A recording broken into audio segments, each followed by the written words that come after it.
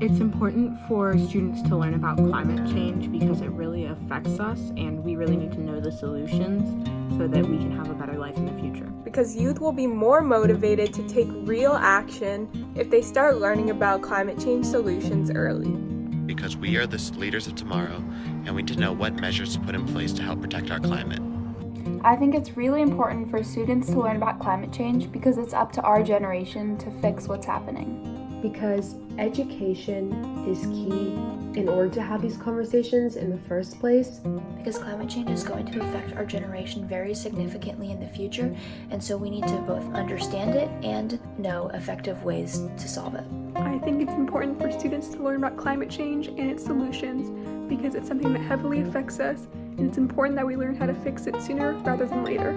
It can teach us a lot about the interconnectedness of the world and the impacts of that as well. We get to start questioning the system, and we also get to be a little bit more responsible for our daily impacts.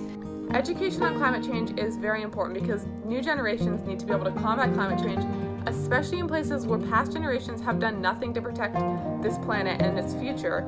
I believe that climate education is super important to teach people how climate change affects our economic, social, and environmental aspects of our lives and how to protect our planet.